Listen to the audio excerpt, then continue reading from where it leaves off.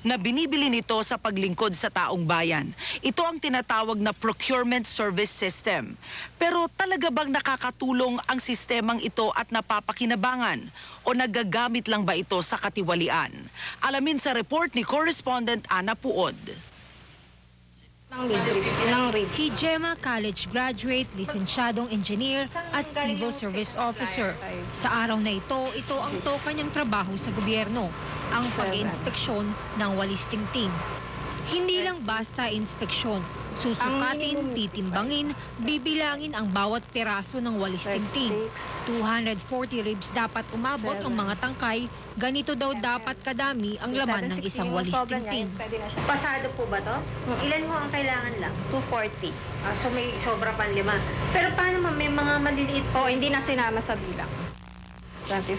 Dapat aabot ang bawat walis sa pamantayan ng Bureau of Product Standards. 27. Kailangan mo bang gawin yun? Yun ang nakalagay sa standard. So, sige.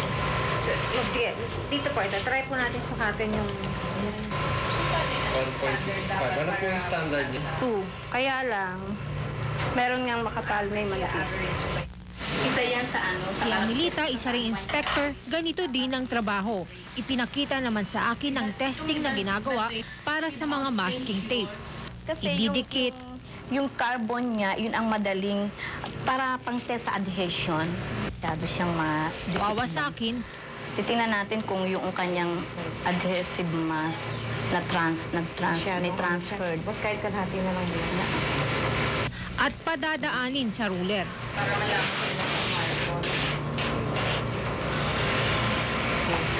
kailangan malaman natin kung gaano ito kahaba. So, yung process, kailangan susukatin. 45. Okay. 45. Pero just in case na meron kaming na less than 50 meters, isang basis na ito for disqualification.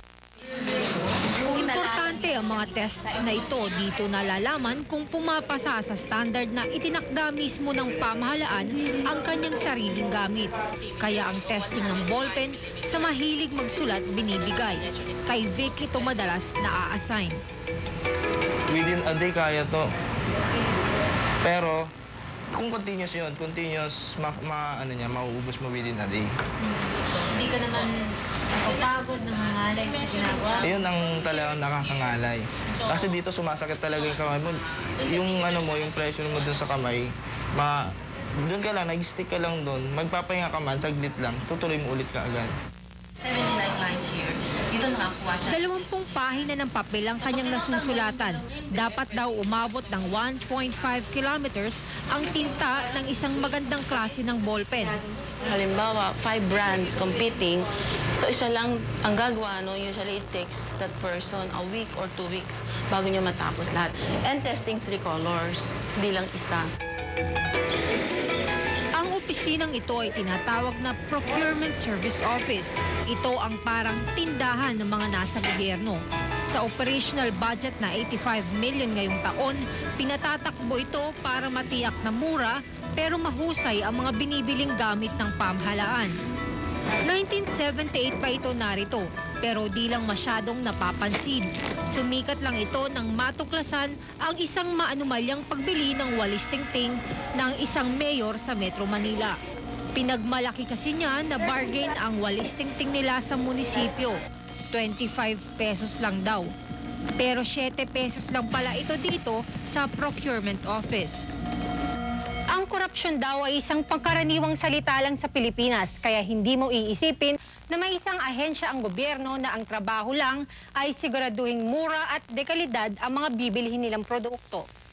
Kaya dito mo na yata makikita ang pinakamatigas na bareta ng sabon at ang pinakamurang walis tingting.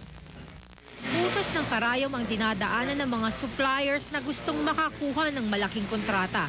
Mahihirapan daw makalusot ang mga mandarayang negosyante. We've got that reputation kahit sinong supplier namin.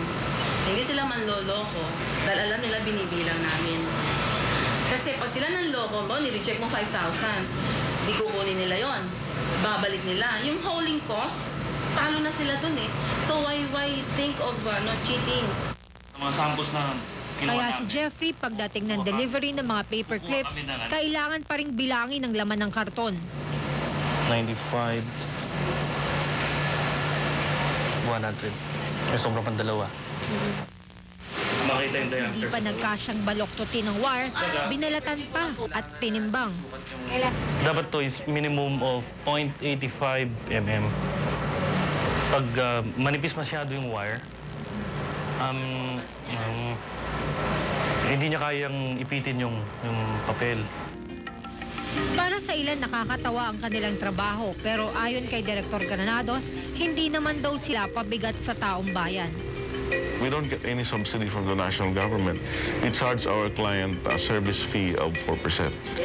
It is from this income that we finance our operations. We pay salaries, we pay rentals, we buy vehicles, we buy what we need. So we are not a burden to the national government. Marami daw tulong ang naibibigay ng procurement system. Bukod sa malaking discount na nakukuha ng gobyerno, naiiwasan pa ang talamak na korupsyon pagdating sa procurement ng mga gamit. Mabilis kasi dito ang proseso. Pay as you order, ika nga. Walang burokrasya, walang maraming dokumento ang pipirmahan. Pag may tseke, may gamit agad. Kung ang ahensya daw mismo ang bibili sa labas, madalas na isisingit ang mga racket ng mga korap na opisyal. Napapaboran pa ang mga pinapadrinong negosyante. Nobody does this. We have a price list that we distribute to all government agencies every quarter. I mean, they know that there is a source for supplies. They know our prices, and they still wouldn't want to buy from us. Pero sa kabila ng Executive Order 40 ng Malacanang na nag-uutos sa mga ahensya na dito na bumili ng gamit, marami pa rin ang hindi sumusunod dahil wala namang parusa para sa mga ito, lalo na ang mga mayors at ahensya sa probinsya. Kung titingnan na lang sa 18 billion budget para sa pagbili ng supplies, mahigit kalahati nito ang kayang ibalik ng procurement system sa kaban ng bayan. Halimbawa na lang sa bond paper, dahil per kilo ito binibili, malaking bagay na nasisigurong tama ang timbang ng mga ito. Kaya kahit 15 taon na itong ginagawa ni Eliordo, hindi pa rin siya nagsasawa sa kanyang papel. Katulad niyan, ang average weight niya 73.5. Eh, ang kailangan natin 70. Mas, ang minimum 70, mas nakaano tayo, nakalamang ang gobyerno sa supplier. Nung nakaraang taon, mahigit 1 milyong bond paper kasi ang kanilang binili. 10% ng delivery o 20,000 piraso ng papel ang kanilang binilang at sinukat at tinimbang. Pero mukhang sisiw na ito.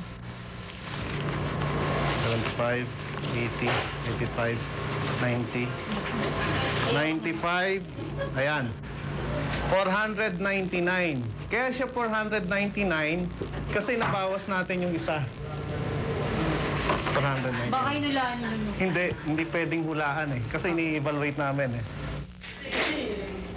7 lang ang inspektor at may ilang utility worker, pero hindi bababa sa 100 milyong piso kada taon ang gastos ng taong bayan para patakbuhin ang opisinang ito. At sa lagay na iyon, hindi rin nasusupil ang korupsyon. Dahil hindi rin obligado ang mga ahensya ng pamahalaan na dumaan sa procurement service. Nasasayang lang ba ang mga inhinyero ng gobyerno sa pagbibilang ng tingting at pagsusukat ng masking tape at sa walang katapusang pagdodrawing o sa paglalaro ng paperclip?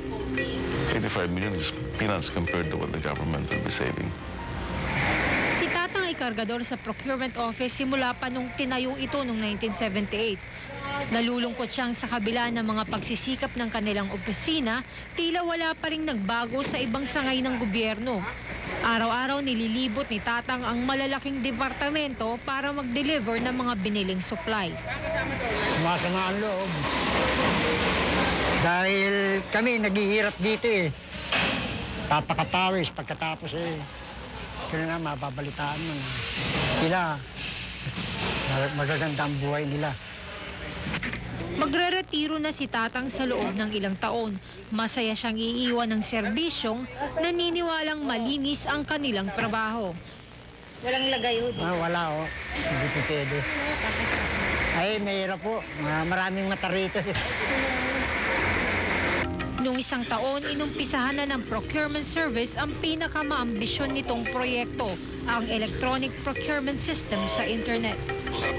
Mas mapapabilis pang lalo nito ang bidding ng mga manufacturers para sa produkto, ganun din sa pagbili ng mga ahensya ng pamahalaan ng kanilang mga pangangailangan. Yun nga lang, mahigit 200 milyon pa ang kailangang gugulin para ito mapakinabangan. Pero sa paglalagin pa lang sa computers ay makakagawa ka na kasi ng transaksyon. At tayong mga pangkaraniwang mamamayan ay may pagkakataon ng malaman kung paanong ginagasta ng ating mga congressman, mayor, barangay captain ang perang kinukuha sa atin ng pamahalaan taon-taon. Karamihan sa iniisip nila, ang gobyerno is hindi maganda. Yung corruption ay sagad-sagaran. Pero andito kami to protect, kumbaga lahat ng yung maiwasan ng corruption. You can't really eliminate graft and corruption. I think you can only minimize it.